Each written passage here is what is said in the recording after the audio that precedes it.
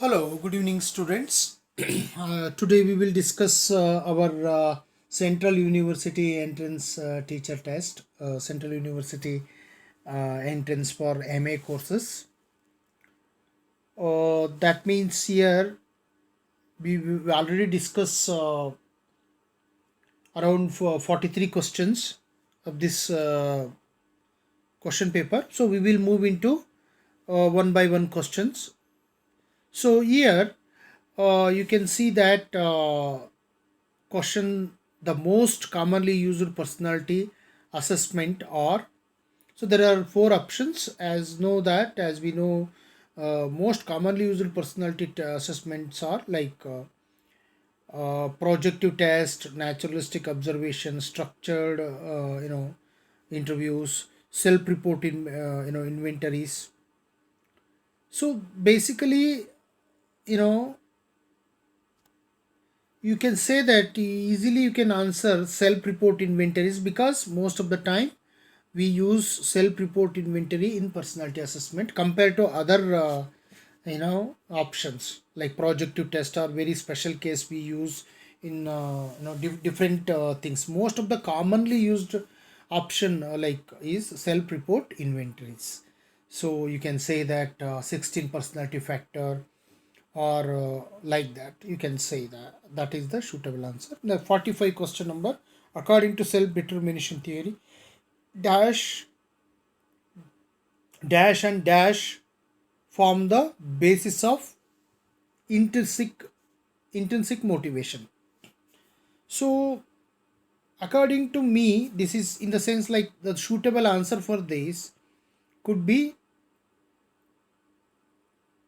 B1, because competence, autonomy, and relatedness is the right answer for this. So I will select for this B options. So you can select the B options for here, because the reason is whatever I saw that this is very important, the suitable options, because autonomy is there. It is a theory given by some psychologists like determination theory. So it is very important according to me. So this one is the right answer. So next we will move into another question like, so here Raju says, I have always liked biology. Being a doctor and will allow me to make a good salary to take care of a family. As his desire to become a doctor, his answer is most consistent with यहाँ पे like four options has been given, like drive reduction theory based on the Raju's opinion. We can say that drive reduction theory, incentive theory, hierarchy of needs and arousals. So here C and D is not suitable, because by watching then only we can easily understand. So here the right answer could be drive reduction theory, because we have certain needs and we that needs lead to drive. It is a motivation cycle. So we can say that based on this, the right answer could be A option. A is the right answer, because we have a emotion cycles, emotional sorry motivation cycle. So in motivation cycle, so need is there, need is very important, and then we have, based on the need we have a drive. So that is the one thing. So then move into the further things like, okay, so we will move into next line. So that is the dash gland produces one primary hormone, thyroxine, the main constituent. Okay, so which is main constituent including iodine. So that which gland produces primary hormone like thyroid. Thyroxine is one hormone.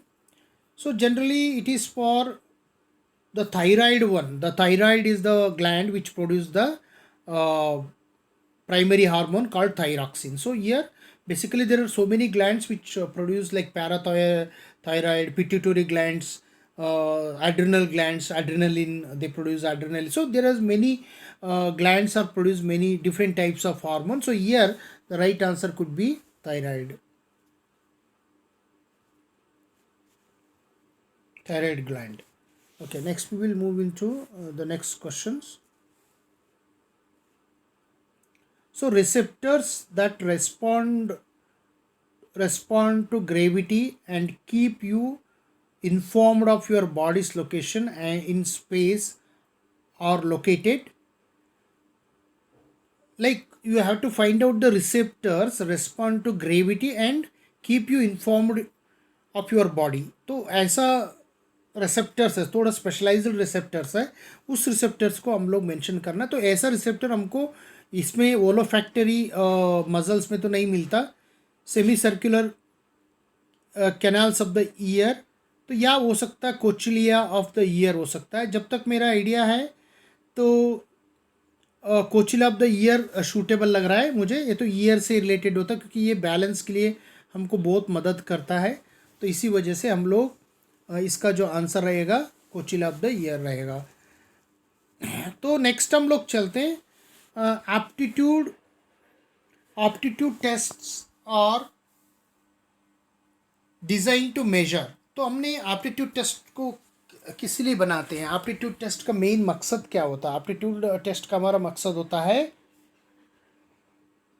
हमने कुछ current competency को check करना होता है. जैसे कि कोई भी कंपनी अगर हमको रिक्रूट करते हैं तो उसका स्किल्स क्या होती है. अभी हमको एम्प्लॉयज़ चाहिए तो हम लोग को क्या पकड़ना होता है उस चीज़ को, उनकी level of understanding, level of competency को हम मेजर करना होता है. हो सकता है हम फ्यूचर परफॉर्मेंस भी इस पर करेंगे क्योंकि यहाँ पे 2 ऑप्शंस भी दे रखा है, तो फ्यूचर परफॉर्मेंस भी हो सकता है. लेकिन हमारा करंट कॉम्पिटेंसी को भी हमने अभी चेक करना चाहते हैं तो उस वजह से करंट कॉम्पिटेंसी को भी कर सकते हैं. लो थोड़ा सा ऑप्शन फ्यूचर परफॉर्मेंस भी थोड़ी सी हमारा ये हो सकती है कि यानी कि इसका रीज़न भी बन सकती है.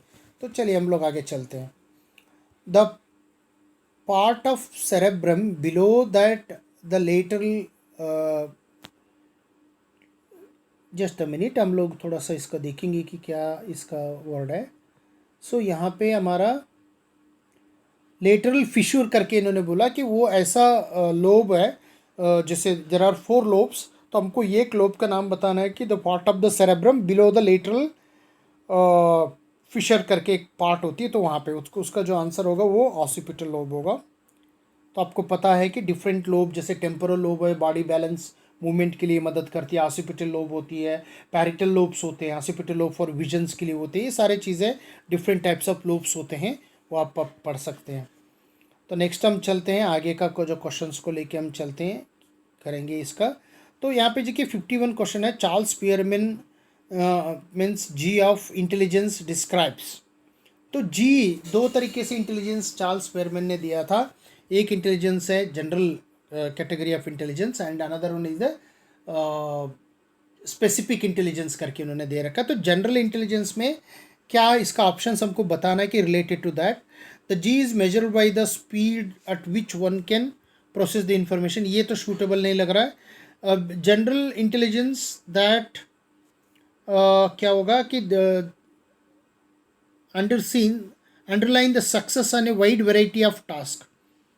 तो ये हो गया आपका ठीक आंसर, क्योंकि giftedness is determined by both innate ability and to perform. तो ये मैचिंग नहीं लग रहा है.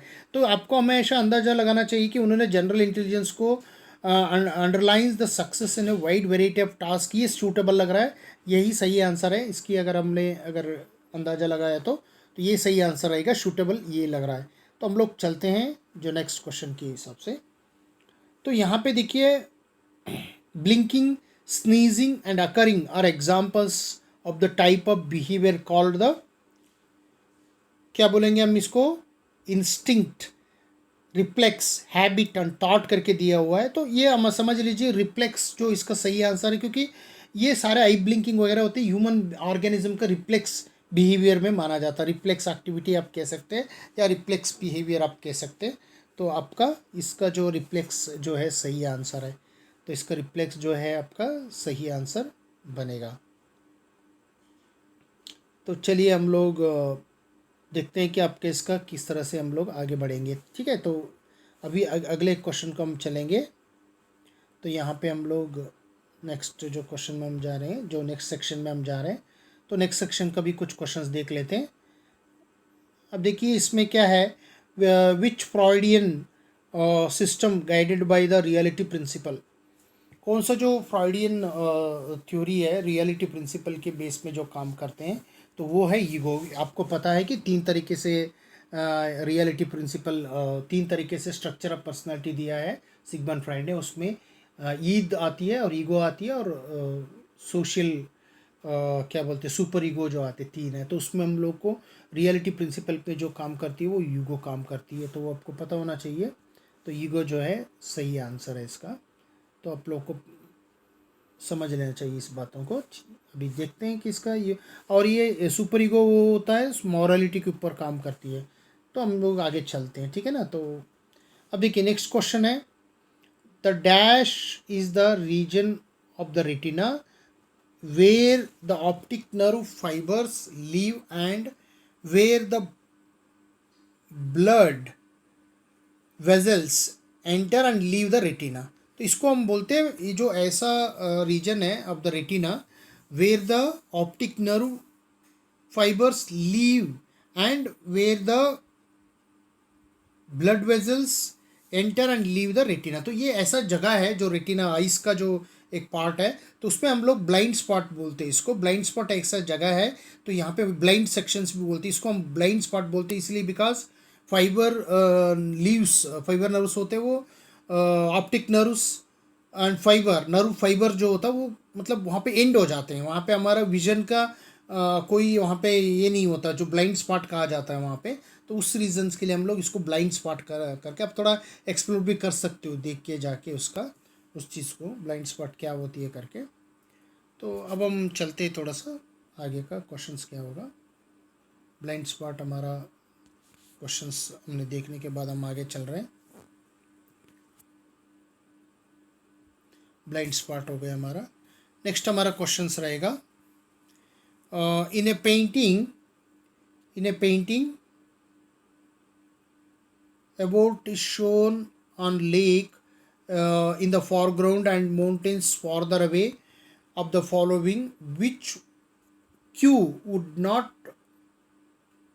contribute to your perception that the mountains are farther away than the boats in the picture? तो इन्होंने कुछ बाइनाक्यूलर एंड मोनोक्यूलर क्यूज के ऊपर जो क्वेश्चंस है, तो हमको पता करना है कि हम एक, इन्होंने बोल रहा है कि इन painting A boat shown in on the lake in the foreground and mountains further away. तो माउंटेन्स जो दूर दिखता है, तो मतलब दूर और समीप की जो प्रिंसिपल के ऊपर जो हमारा प्रिंसिपल होता है वो होता है टेक्सचर ग्रेडियंट होता है। तो टेक्सचर ग्रेडियंट के बेस में अगर हम आंसर करें तो ये मोनोक्यूलर क्यूज में आती है टेक्सचर ग्रेडियंट। तो आप उस चीज़ को आप ध्यान रखिएगा, टेक्सचर ग्रेडियंट आती है, तो हमारा आंसर ये होगा, ठीक है। नेक्स्ट हम चलते हैं, during sleep nightmares most frequently occurs. तो जब तक मेरा आइडिया ये REM स्लीप में होता है, आई एम नॉट श्योर 100%, लेकिन हाँ इसका REM होने का चांसेस ज़्यादा है। तो आप देख लीजिएगा, इस क्वेश्चन में थोड़ा सा डिफ़िकल्ट है मेरा, तो मैं REM स्लीप का ही मैंने इसका आंसर मानता हूँ। कि चलिए हम लोग आगे बढ़ते हैं। According to Eric's Dotson model, when facing a very difficult challenge, which level of arousal would probably lead to the best outcome? तो एक एरिक्सन डॉटसन का लॉ बना हुआ है, तो उसमें हम लोग when facing very difficult challenge, which level of arousal would be lead to the best outcome? तो अब देखिए इसका जो आंसर है मॉडरेट लेवल होना चाहिए, क्योंकि द रीज़न इज़ क्या है कि हम लोग ज़्यादा भी अगर हाई कुछ करना चाहते तो वहाँ पे क्या हो सकता है, वो हमारा परफॉर्मेंस कम होने का चांसेस होता है। और ज़्यादा कम भी अगर कर लें तो उसमें भी ज़्यादा फ़ायदा नहीं मिलेगा। तो सही आंसर रहेगा हमारा मॉडरेट लेवल की होना चाहिए। तो ये आपका जो सही मैच होगा, तो इसलिए इसका जो आंसर है वो चीज़ है, ठीक है। तो इसका सी आंसर होगा। तो हम आगे बढ़ते हैं। A relative permanent characteristic of personality that can be use to predict behaviour is. तो आपको पता ही है कि ट्रेट बोलते हैं, क्योंकि ये ईगो सुपर ईगो तो मैच हो ही नहीं सकता। जो ट्रेट्स को बोलते हैं जो परमानेंटली रिलेटिव कैरेक्टरिस्टिक्स होते हैं, तो इसके लिए हमने ये कर लिया। नेक्स्ट हम चलते हैं आगे का क्वेश्चन को हम बढ़ते हैं। आगे क्वेश्चन को हम देख लेते हैं कैसे क्या क्या चीज़ होती है इसमें। देखिए, the unit use to measure the intensity of sound pressure is the sound wave. तो हमने बोलेंगे इसको साउंड वेव, है ना। तो साउंड वेव के बारे में इसका आंसर जो होगा डेसिबल्स, यानी कि हम मेजरमेंट करेंगे इसका। वो कैसे में मेजरमेंट करेंगे, वो हम मेजरमेंट करेंगे, वो डेसिबल्स में मेजरमेंट करेंगे। सो डेसिबल्स के साउंड वेव्स का मेजरमेंट करने का मापन होता है। तो हम लोग 60 क्वेश्चन में चल के हम लोग एंड करेंगे इसका जो क्लास का, जो हम अभी देखेंगे इसका क्वेश्चंस कितनी है। तो हम लोग 62 तक हम डिस्कस करेंगे। Dash is one of the smallest structure in the brain but place vital role in our behaviour. तो ये हाइपोथैलेमस है, क्योंकि हाइपोथैलेमस एक बहुत इम्पॉर्टेंट ये है कि हमारा जो होम्योस्टेसिस प्रोसेस को कंट्रोल करते हैं, और ये बहुत इंपॉर्टेंट है, इमोशनल रेगुलेशन में भी बहुत प्ले रोल करते हैं। तो इसलिए ये बहुत इंपॉर्टेंट है। होपफुली हम लोग आप लोग समझे होंगे इस बातों को। तो हम लोग आगे बढ़ते हैं कि नेक्स्ट दूसरी क्वेश्चन की तरफ। Dash is an illusion of movement. देखिए, मूवमेंट, इल्यूजन ऑफ मूवमेंट का जो हमारा परसेप्शन रिलेटेड जो है वो बेसिकली 5 फेनोमेना होता है। उसके लिए एक हम लोग एग्जांपल भी दे सकते हैं, जैसे लाइट ब्लिंकिंग वगैरह होते रहते हैं प्रोग्राम्स में, डिफरेंट एक ही कलर का लाइट घूमती रहती है। वो एक 5 फेनोमेनन के बेस में ये क्वेश्चन पूछा गया है। इल्यूजन्स ऑफ मूवमेंट होती है, उसको हम 5 फेनोमेनन बोलते हैं। तो आप उसको पढ़ सकते हैं थोड़ी सी डिटेल। तो आगे हम चलते हैं। Level up processing theory explains. Clive and Lockhart ने दिया है लेवल अप प्रोसेसिंग का। उसका कहने का मतलब क्या है, इसमें शूटेबल आंसर हम उसको पता करना है। We can remember information which are repeated again and again. तो ये भी उन्होंने बताया, लेकिन उसका मेन मकसद ये नहीं है। इसका मेन थीम को हम बताना है। सबसे पहले जो बी का जो आंसर है हमारा, maintenance rehearsal will encode items into our long term memory, ये भी ठीक लग रहा है, लेकिन ज़्यादा शूटेबल लग रहा है। Deep processing involves the elaborative rehearsals ensuring encoding into long term memory.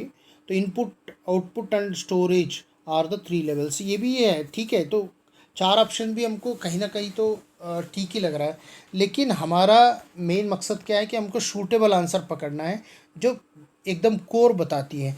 तो मेंटेनेंस रिहर्सल बोल रहे हैं कि अब सी जो आंसर हमारा सही है, क्योंकि मेंटेनेंस रिहर्सल भी ठीक है, लेकिन डीप प्रोसेसिंग के बारे में ज़्यादा फोकस करती है।